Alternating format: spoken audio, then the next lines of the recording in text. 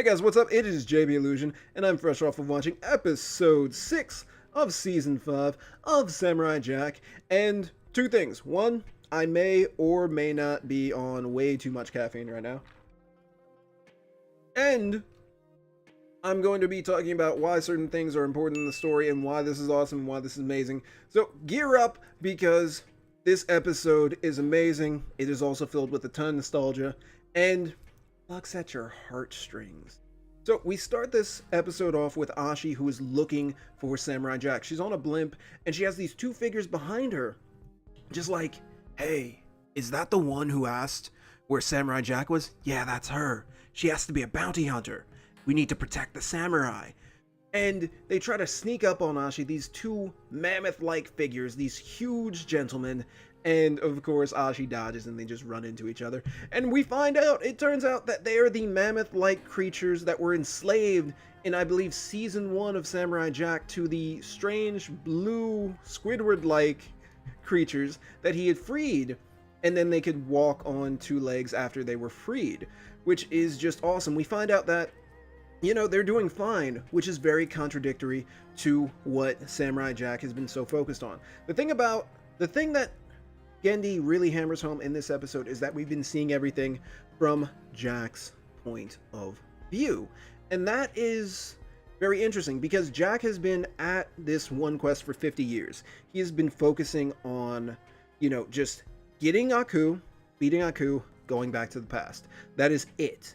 And as he's spent 50 years just focusing on, well, oh my god, I lost my sword. I can't get back to the past. I can't beat Aku. Everything is just hopeless. That's all he's been thinking of. But from another person's perspective, from the perspective of, oh, I don't know, the people that Jack has saved, he is I've said it last episode, he's this folk hero. He is the person who gave so many people back their lives, their futures. And this episode really hammers that back. The mammoth-like creatures are, of course, super just grateful at what Jack did for them. And then Ashie is informed by the conductor that, you know, Jack got off over here. So she's like, okay, cool, and just jumps out of a blimp. That is how many thousands of feet in the air, I do not know. And of course she uses her kunai with chain to land safely and continues her journey. She comes across these scarab creatures that are full of these red arrows. Does that remind you of anyone? Yeah, man. She comes across these guys who were the 3 blind archers from the famous Samurai Jack episode, and they have a budding community. They are fighting off Aku, and frankly, from what we saw of the scarab robots, the beetle robots, I apologize, the beetle robots, they can't do anything. Aku can't touch them. They've been fine for, what would we figure, over 50 years? Yeah, over 50 years. Their community's budding, there are children present, and they have a statue towards Jack. Jack, what he has done over the last 50 years has resonated. And I'm guessing that's why Aku has his melees.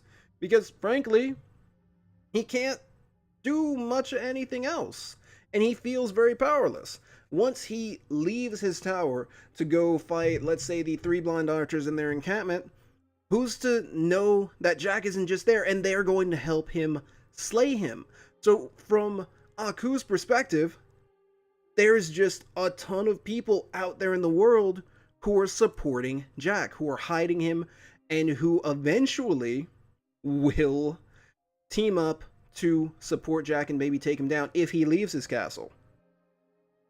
Very good point to note, since the Scotsman now knows where Aku is and has the forces to help Jack. So now we have the mammoths, the Scotsman and his daughters, his ridiculous amount of daughters, and we've got the archers, which is amazing. But now we have the agency to the entire series kind of form up with, what's his name? Scaramouche. Scaramouche, who is still alive. We got a ton of comedy from this episode. Mostly Scaramouche is just a head. So he's like hopping around. I gotta go tell Aku.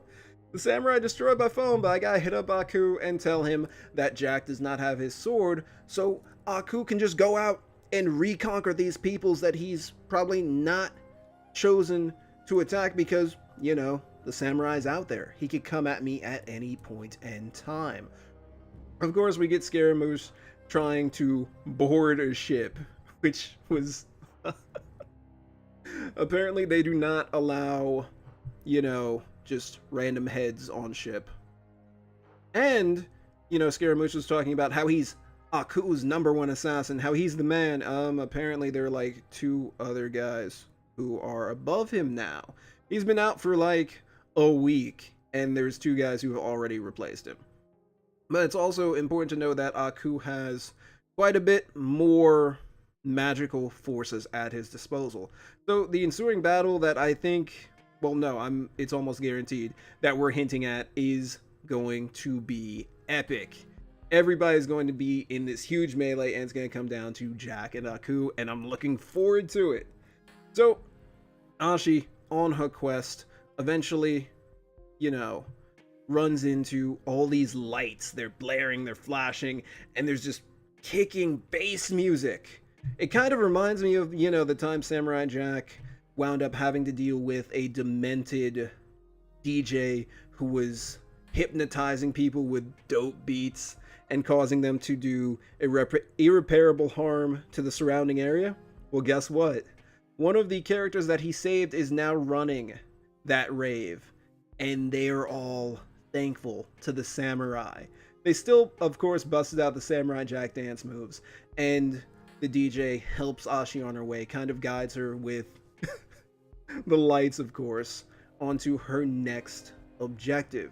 Scaramouche, of course, is still on this ship now. He manages to finagle his way in, and he gets to a point where he can call Samurai Jack, which is awesome. Of course, not call Samurai Jack, call Aku, which is awesome. And of course, there's some people making some noise around him. It's not nice. It's not pleasant while he's on collect call to Aku. So, he hops his head out to go tell him to shut up. And it turns out that they're big dog-like creatures, like the dogs that Samurai Jack saved in the very first episode. So those guys are still alright, and they're doing fine.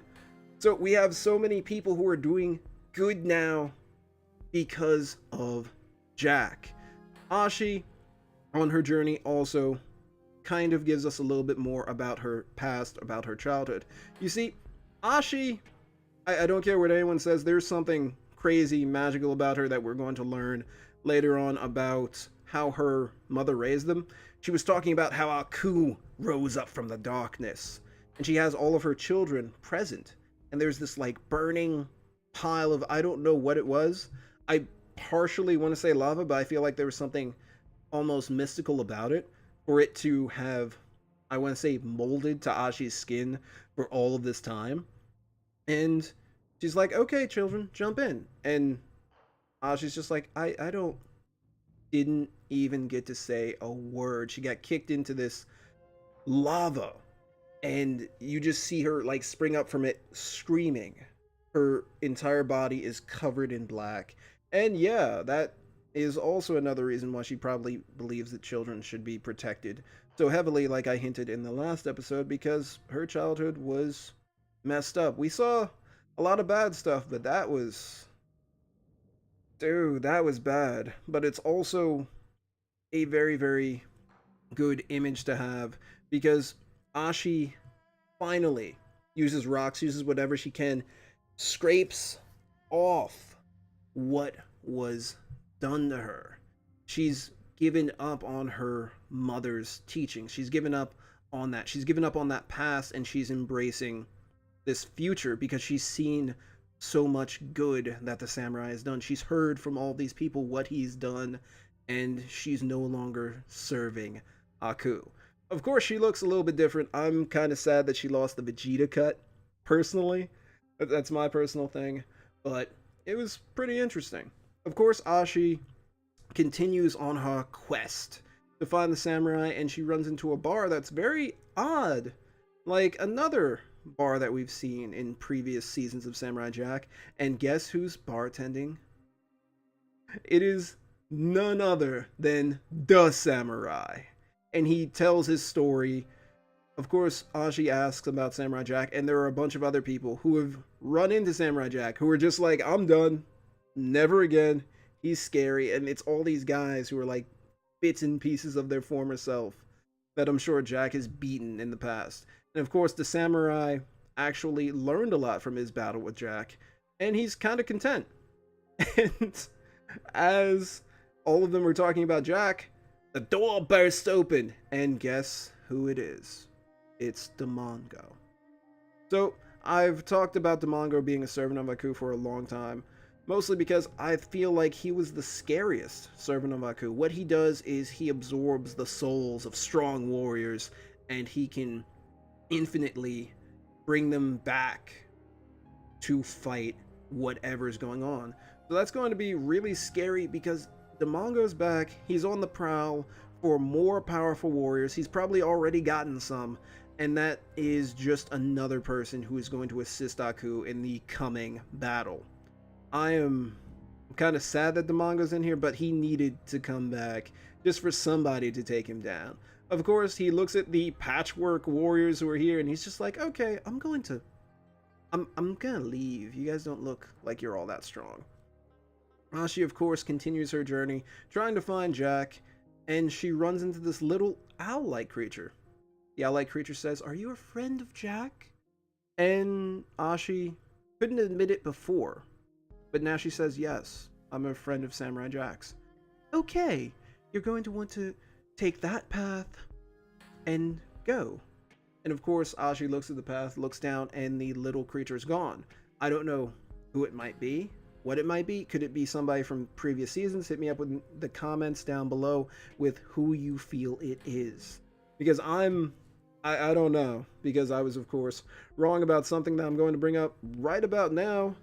The Green Samurai. Ashie winds up running into a cemetery where she sees Jack. He's sitting with a samurai sword in front of him, a katana. And she's about to interrupt him. She's about to run to him, and the Green Samurai stops her. The Green Samurai is a spirit.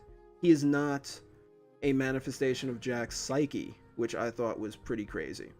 You see, Jack, as we've talked about before, because we've gone just about Jack's whole psyche, about the situation going on up here, we've also seen, Jack feel as though his honor has been lost, that everything he has done has been for no reason, that he's basically failed, despite the fact that you look back and there's so many people who are living their lives, I don't want to say carefree, but happily, because Jack has saved them.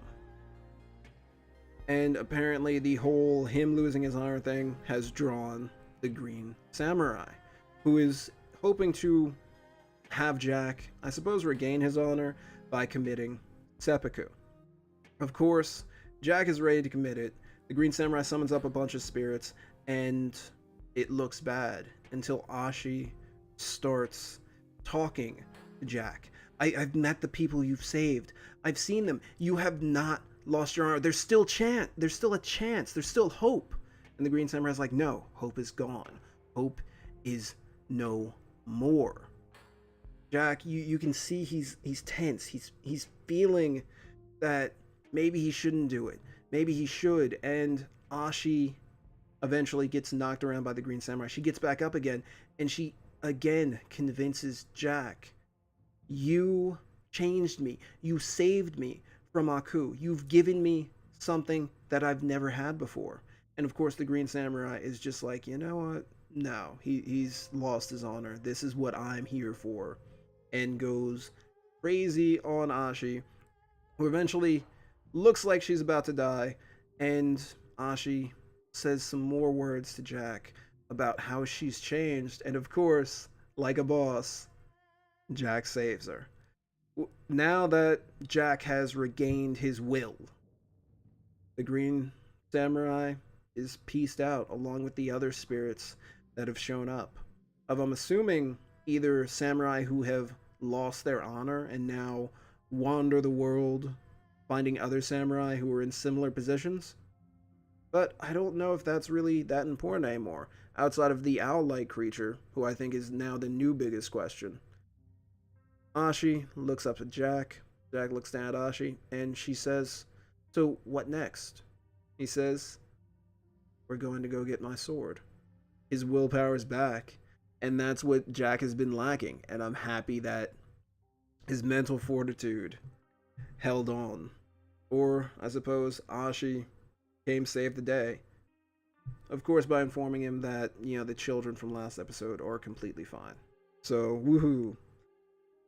Man, Gendy is awesome. I love the fact that we get to see all the old characters and know that there is something that is going to go down. I was talking about agency before, and the agency of Scaramouche now on his way to go tell Aku what's going on is really important. Because now that Aku, well, eventually Aku will know. Either next episode or the episode after that, Aku will know. Scaramouche, despite being a head, is still putting in some work. He's going to get there eventually. And when he gets there and informs Aku that Jack doesn't have a sword, Aku is going to go mental. Aku is going to go at every single person that Jack has helped and try to enslave them again. And hopefully Jack can get his sword, or the forces that Jack has built up, the people that Jack has helped up until this point, will be able to defend themselves well enough until Jack can come in and save them. But now that Jack has, he's not alone. He has Ashie, he has the Scotsman in his family, but he has all the people that he's helped up until this point. I mean, the blind archers, well, I keep calling them the blind archers. I don't actually know if they're blind anymore. I'm pretty sure they're not. But the archers are amazing. He has an entire group of oddly, good martial arts ravers, and he's still got the mammoths. I'm sure plenty of other people like the dogs, all just poised to help him, to give him back his future that he gave back to them. It's gonna be amazing.